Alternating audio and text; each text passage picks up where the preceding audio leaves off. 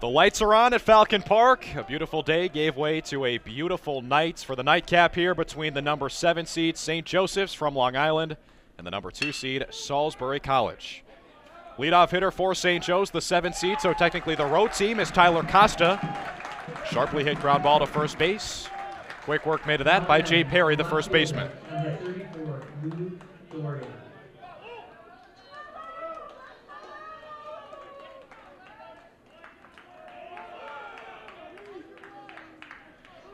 On the hill tonight for Salisbury, it's their ace, number 20, Connor Reeves, the senior righty. Deal strike one to Lou Doria. You already saw the athleticism from Reeves. He flashed that as he covered the bag on that first batter.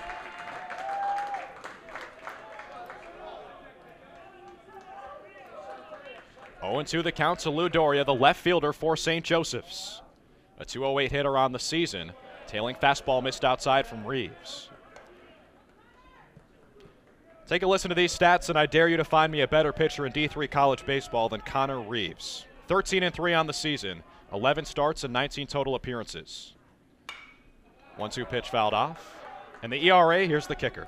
1.22 in 110 and 2/3 innings. Opponent batting average, 165. 103 strikeouts and 16 walks. The stats are eye-popping. Here's the 1-2 pitch. Long fly ball, deep right field. Going back is Colby Dean, looking up at it, and that one is out of here. Our first home run since this morning, and it's off the bat of Lou Doria against one of the best pitchers in the country. St. Joseph's out in front first, 1-0, top of the first inning. Now batting, the first baseman, number 7, Paul Britt.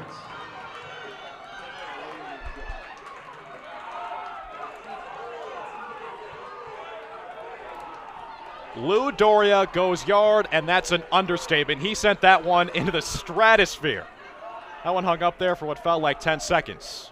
It's a 1-0 Golden Eagles lead over the Seagulls, and this is not what you expected if you're a Salisbury fan. Seagulls, the number 2 seed in this New York Regional against the 7 seed St. Joseph's. Salisbury, an 8-game win streak coming into this one. And they've got the race on the hill. He just got popped for a solo home run. For Doria, he's only a 208 batter, but that's his 4th home run of the season. Here's the 1-1 pitch. It's a Paul Britt, the first baseman. How does Connor Reeves respond, a guy who's not used to adversity? As those numbers evidence, a 1.22 ERA. Here's the 2-1 pitch to Britt, swing and a miss. This is a matchup of 2 conference champions. Salisbury out of the Capital Athletic Conference. 2-2, just barely missed inside. Reeves tried to bend that one over the plate, could not get it, so it's a full count with 1 down in the top of the first. St. Joseph's out of the Skyline Conference, they won that league too. 3-2 pitch, drops in there, strike 3. And Falcon Park is charged up tonight. Now batting, the designated hitter, number 15, Dylan Piscatelli.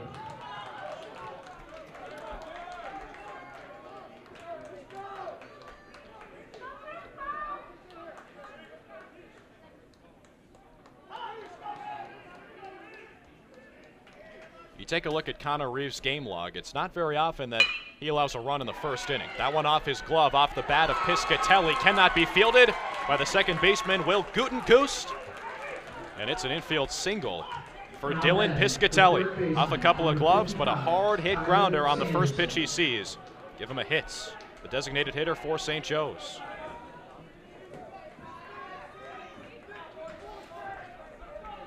If you're just joining us, you missed an absolute moonshot from Lou Doria, the number 2 hole hitter for St. Joe's. Taking Connor Reeves deep. And next for St. Joseph, and ducking beneath the pitch is Tyler Sanderson.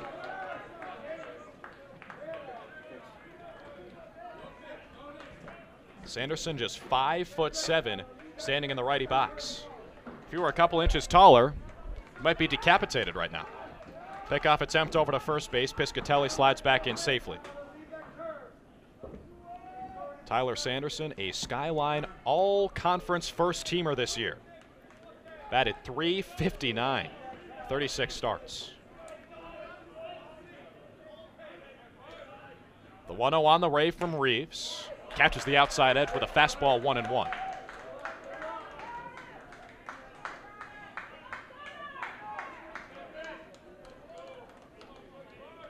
Tyler Sanderson digs in, already a 1-0 lead for St. Joe's. Another breaking ball drops in there from Reeves. Everything he throws has some movement on it, even the fastballs. Nothing is straight. 0-2 the count to Tyler Sanderson. Beg your pardon, 1-2.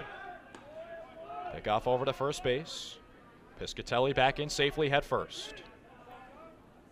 Sanderson again, 5'7", but he says his favorite sport other than baseball is basketball. Maybe he's a water boy. The 1-2 pitch on the way, but an early steal attempt does not matter as Sanderson goes down swinging.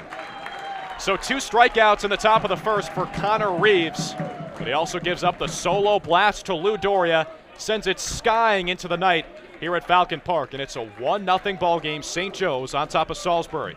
Coming back bottom of the first with Justin Meekins, Jack Berry, and Scott Ardoin as Salisbury looks to respond.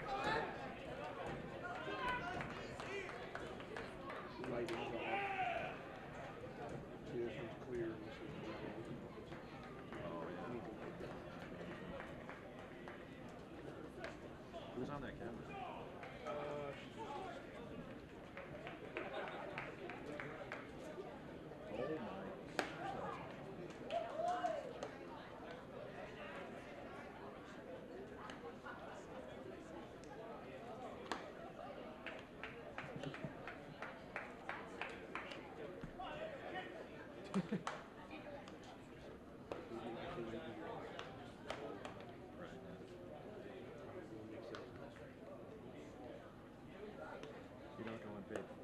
Oh, there you go.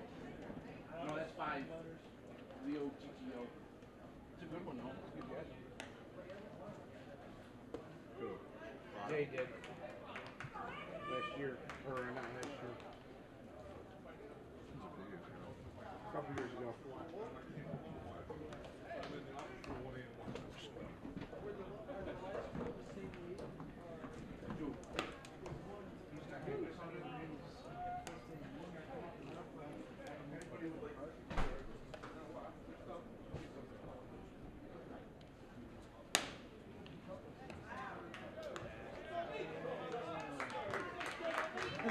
Leading off the bottom of the first, the center fielder, number 11, Justin Meekins. Falcon Park has got some verve right now. Nightcap starting at 9 o'clock. St. Joseph's put up a 1 spot in the top of the first inning thanks to a solo blast from Lou Doria against Connor Reeves, one of the top pitchers in the country for Salisbury, the 2 seed here in this New York Regional, in a quick hole against the 7 seed, the St. Joseph's Golden Eagles, out of Long Island, right smack dab in the middle of the island. Justin Meekins leads things off for Salisbury against Anthony Papa, the junior righty for SJU. Deals a strike with a first pitch. Get a load of this crowd. Salisbury from Maryland, St. Joseph's from Long Island, so I guess you could say the home field goes to the Golden Eagles. Chopper toward the left side with Tyler Sanderson, the third baseman, fires a little bit high, but Paul Britt is there with the snag for the first out in the bottom of the first. Now batting, the third baseman, number 22, Jack Berry. We've seen a lot of impressive numbers so far today on this first day of the New York Regional here in the D3 College Baseball Tournament. I'll give you the most impressive one I've seen so far. Jack Berry, the number 2 hole hitter for Salisbury, batted .423 this season in 142 at-bats. First pitch to him on the inside corner. Missed the zone, 1-0. Berry, the third baseman, the junior for Salisbury, 37 games played, 37 starts, 142 ABs, .423 the average. Another breaking ball from Anthony Papa, missed low and away, 2-0. On-base percentage, .520 for Jack Berry. He walked 16 times, and the slugging percentage, .704. 2-0 pitch to him, a fastball right down Broadway, 2-1.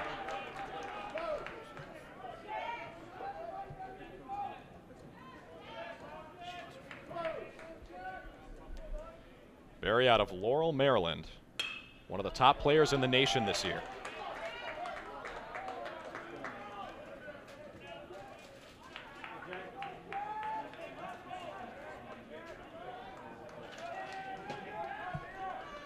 St. Joseph's off to a hot start. Here's the 2-2 pitch to Barry, missed upstairs.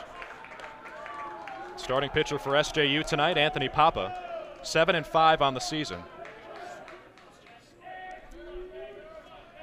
2.54 ERA. Missed up high, ball 4. So for a guy who bats .423, a walk, maybe not that bad. That brings up Scott Ardoin for Salisbury. He's not chopped liver next to Jack Barry. I mean, Barry's .423 is going to pretty much blow everyone out of the water. But Scott Ardoin at .341, that's pretty good too. He's also started all 43 games for the Seagulls. First pitch to him upstairs, 1-0. Barry takes his lead off of first. This season has been one of the nicest, I would assume, of his life and probably in Salisbury program history too. 6 of 9 on the base paths as well.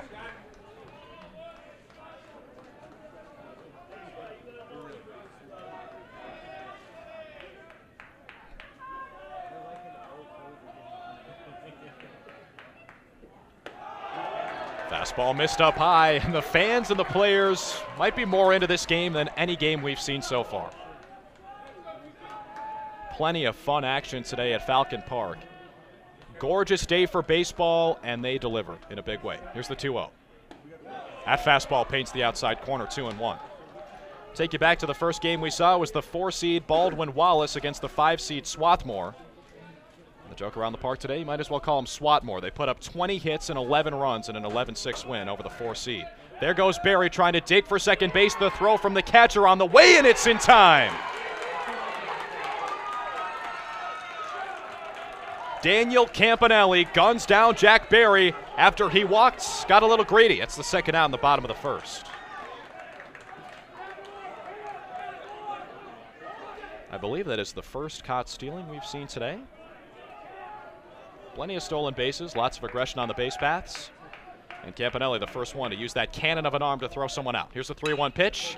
Skied out to shallow right field. Who's got it? Tyler Costa, the right fielder, comes in, makes the call and the catch. And that'll do it for the bottom of the first. St. Joseph's College charged up here at Falcon Park. A 9 o'clock start under the lights. And it's a fantastic start for them. A 1-0 lead after the first inning.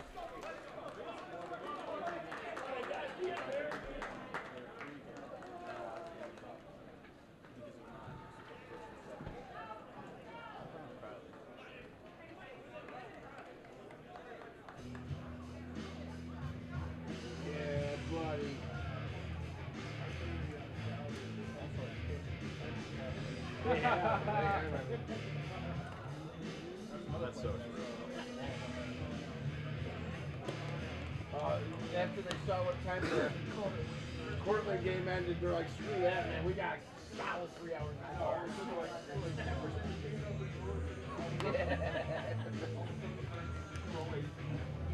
Yeah, slam this last beer. Yeah, exactly.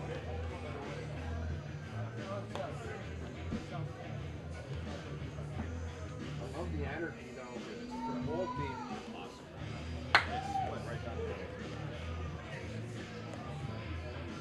Well, we got the Italian Long Island contingent over here.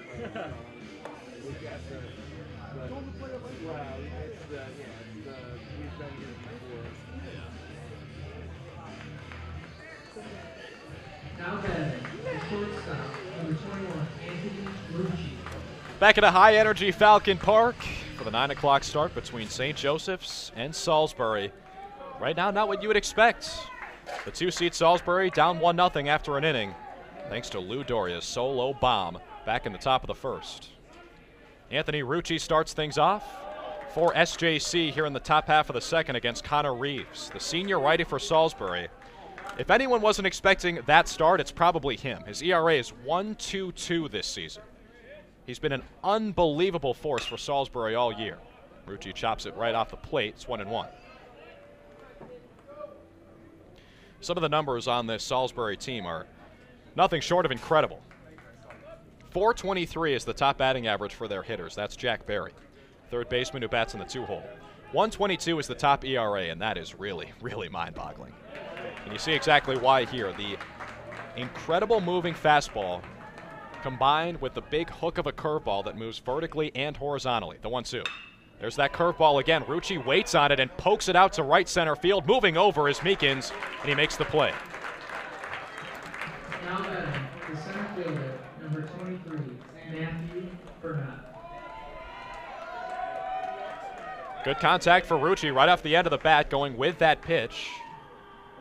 But Meekins is there to make the play in the gap, and that brings up Matthew Burnett, the center fielder. Listen to this crowd.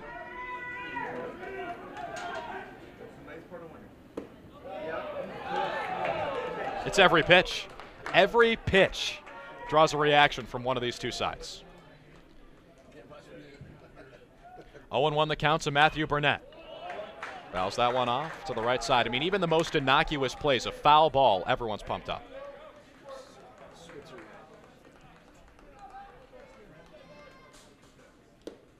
Swing and a miss, strike 3. Matt Padway, the Salisbury catcher, hangs on to that strike 3 for Anthony Rucci. And it's already 3 strikeouts and 7 batters for Connor Reeves. That's not surprising if you follow Salisbury baseball. 110 innings this season, 103 punchouts.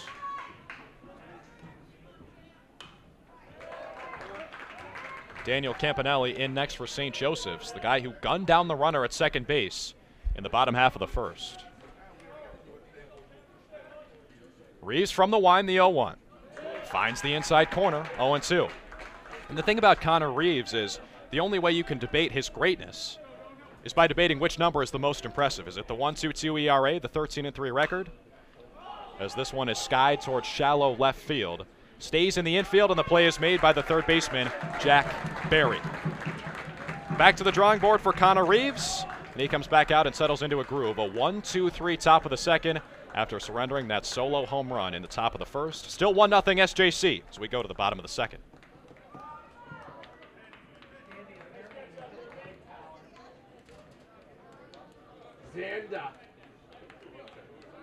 Xander Bogarts. Jerry Remy was when he calls the games, Xander Bogarts.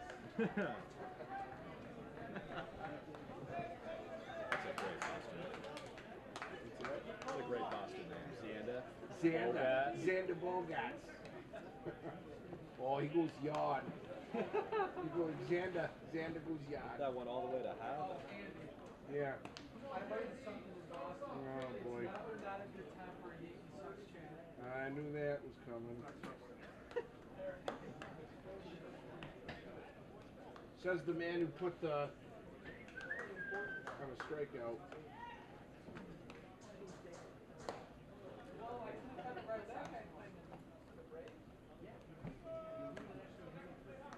Who's that? He was. You're right. He was. Well, and I was talking to one of the dads over there, whose friends, and said, and basically they said he was great back every day, but he doesn't have a lot of pop. He's a good clubhouse guy, and he basically said, hey, listen, we're going to pick up. Now batting, the designated hitter, number 25, Jack Decker.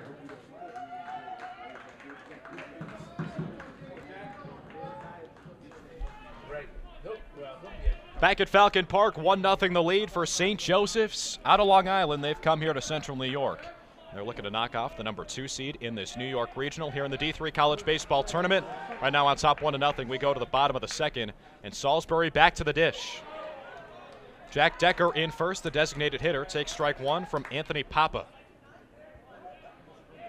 The Seagulls come in red hot on the back of an 8-game win streak. 0-1 pitch, high chopper toward the left side. Sanderson on it at third base. Over to first in time. 1 down in the bottom of the second. Now batting, the second baseman, number 8. Back in that bottom of the first, Meekins grounded out to lead things off for Salisbury. Then Berry walked. He was gunned down trying to steal second base by Daniel Campanelli. After that, a fly out to right field by Scott Ardoin. So Anthony Papa, clearly not fazed by facing one of the top teams in the nation. Right on the borderline of that top 10 ranking. Strike 1 comes to Will Gutenkoost. Fans here at Falcon Park, especially if you're staying for the entire weekend, are in for a treat. Here comes the 0-1 pitch. Fastball on the outside corner, 0-2. That's because Salisbury and Cortland are both in the top 10 in the country. Right now, Cortland, as of Wednesday, the number 9 team in the nation. Salisbury, the number 10 team in the nation. They also played to open up this season. The 0-2 pitch, swing and a miss, strike 3. And so you might be thinking they're on a collision course, the top 2 seeds in this tournament, this double elimination format here in the regional. St. Joe's might have something to say about that, though. And earlier today, Westfield State certainly did. They took Cortland to the 10th inning, and it took a wild pitch to score the game-winning run for the Red Dragons. Another strike dealt by Anthony Papa, this one to Matt Padway. I beg your pardon, I should say a passed ball in that 10th inning between the 1-seed Cortland and the 8-seed Westfield State. The 0-1. Another breaking ball, another strike. Anthony Papa in a groove, the junior righty out of Levittown, New York. Here's the 0-2 to Matt Padway. Taken on the inner edge. Missed by an inch, 1-2.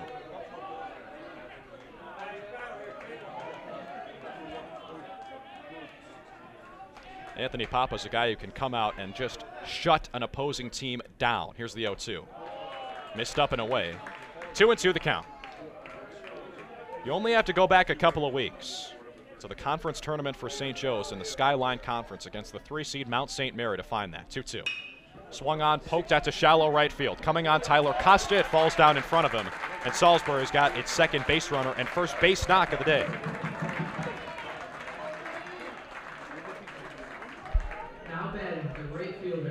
So Padway responsible for the first single for Salisbury. Keeps the inning alive with Colby Dean coming up next.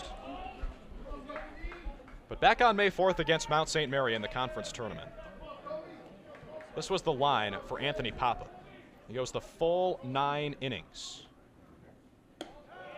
as Dean takes ball 1 up and away.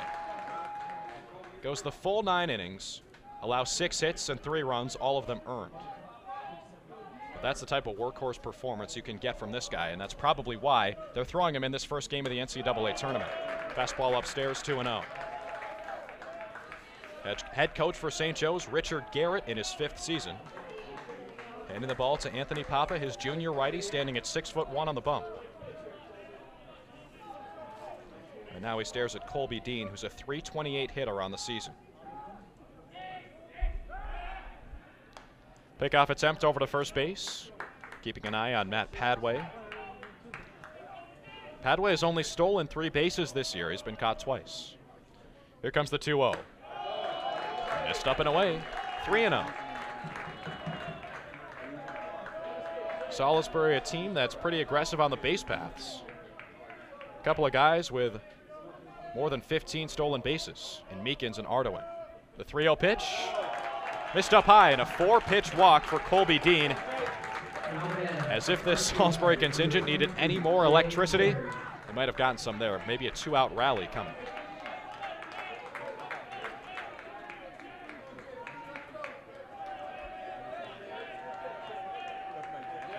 Second walk issued by Papa already tonight.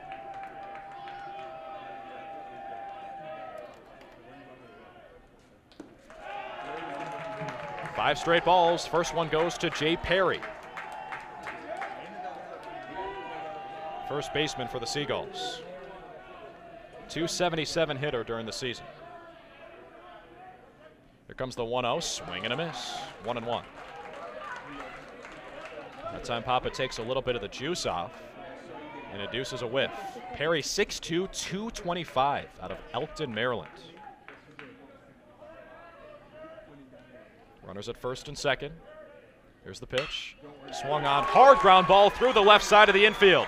Padway got the green light for a second, but instead he slows down. Throw is airmail. Nice backup by Anthony Papa. And Perry's got to scramble back to first base. The second and third were occupied. Now batting, the left fielder, number 10, Kyle Camden. So that's one of those cases where maybe hitting a ball hard actually does not do you a good service, because it got to the outfielder, Lou Doria, in left field a little too quick. But now the bases are juiced. Perry stands at first base, Colby Dean at second, and Matt Padway at third. The good news for Anthony Papa, it's the 9-hole hitter Kyle Canavan coming to the plate. Just a .214 hitter on the season.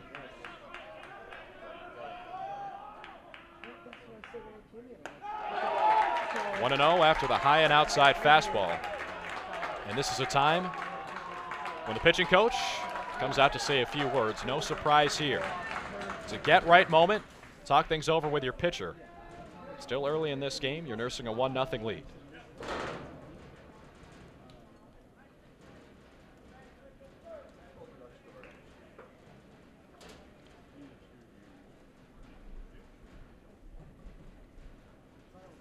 Salisbury on the season, 33-10 was the record. 8 straight wins to launch them into this NCAA tournament. The 2 seed in the New York Regional, maybe they feel a little bit slighted that they weren't the 1 as a top 10 team in the country. If they want to do anything about that, they can see Cortland later. Cortland took care of business today in extra innings on a passed ball, but still a win nonetheless. For the Red Dragons, a 5-4 victory over Westfield State. Salisbury down in a hole right now, 1-0 in the bottom of the second. The 1-0 pitch. Up and outside again, 2-0.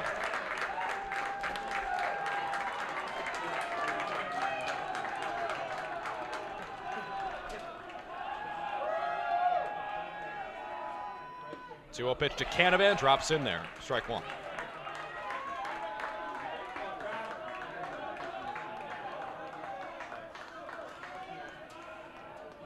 Canavan in search of his first hit since May 4th. The 2-1 pitch, missed low with a fastball.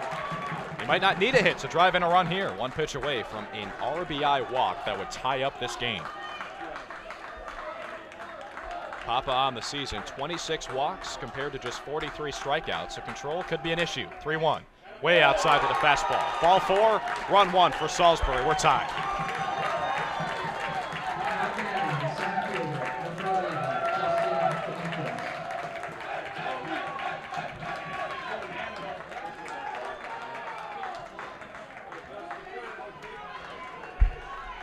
So already that's the 3rd walk of the outing for Anthony Papa, and he just made it through his first trip through the lineup.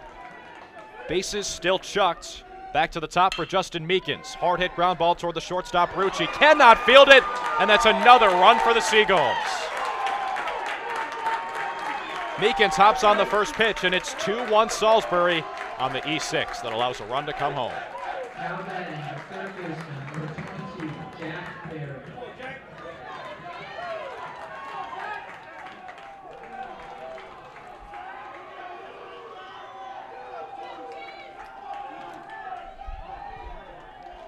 This is going to be an inning Anthony Papa looks back on and is frustrated with himself for walking in a run, but maybe frustrated for other reasons because an error allows the other one to come home. Here's Jack Barry, the .423 hitter. He walked in the first inning and then was caught stealing on his way to second. Barry on the season drove in 31 runs, slugging percentage of .704. 1-0 to him, fouled straight back, 1-1. It really is incredible. When you look at the dividing line between these two teams, everything to the left over here is maroon, Salisbury. Everything to the right is blue for St. Joe's.